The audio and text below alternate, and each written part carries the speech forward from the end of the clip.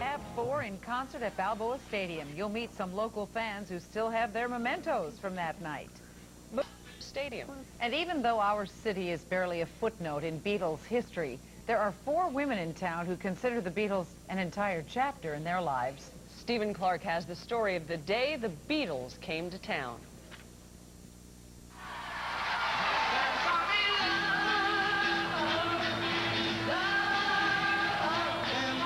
This was the day a little piece of history came to San Diego, August 28, 1965.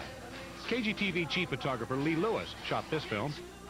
There's some shots on the tape of officers in riot helmets getting off a police bus and walking into Balboa Stadium. Were there any riots? No.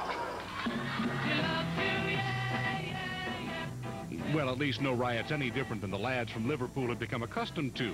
In their meteoric rise to superstardom, the Beatles had captured the love and screaming devotion of millions of young girls. This is the ticket, the original ticket, which was $5.50, the highest.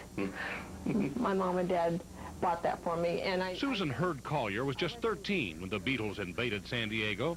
While she too gave the Fab Four her love and lungs, she also took something no other Beatle fan in the world has. It's in the garage. In the garage? Yeah. Want to show us? Sure, come on. That Susan has a dusty bit of Beatles in her garage is nothing earth-shattering, of course. You know, she made it for me. It's a nice shirt, I think. There's an entire industry centered around things Beatle. Oh, these are my roommates, and I have a whole room at home just dedicated to John, Paul, George, and Ringo. This was Beatlefest San Diego, a recent Fab Four flea market. I bought my daughter a Beatles t-shirt, and she already has a Beatles jacket. There is Beatles jewelry, albums, and art. There is not, we can assure you, anything like Susan will show us. This is my stuff. Everybody has a box of stuff, and I have mine. In her box of stuff, Susan has the prerequisite memorabilia. This is the program that they gave us when we went to the concert. But she also has something unique. She's holding it in that hand. Oh, by the way, that is John Lennon leaning over her shoulder. I don't know, you just kind of think that they're not real until you get to see them, and they do everything that I do. You see, Susan was one of 4 young girls chosen by San Diego's mayor to present the keys to the city to the Beatles.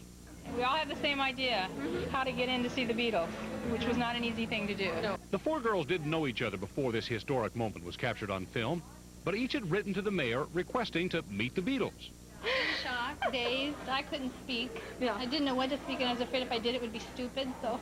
Also afraid of saying something stupid, Susan Hurd Collier approached her favorite Beatle, Ringo, who was eating a piece of chicken.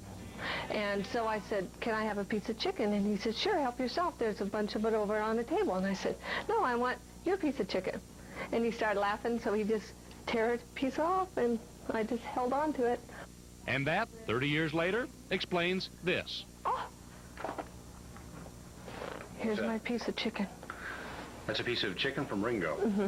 Of course, after 30 years, it's kind of shrunk, you know. But that's my piece of chicken. Now, what do you suppose this is worth? Probably nothing, but it's worth a lot to me. As we mentioned, our chief photographer, Lee Lewis, shot the film of the San Diego concert. Cameras were prohibited in the stadium, so Lee smuggled in a small film camera anyway. He says at the end of the concert, girls rushed onto the stadium turf and started grabbing handfuls of the grass the Beatles had walked on. Some even ate the grass.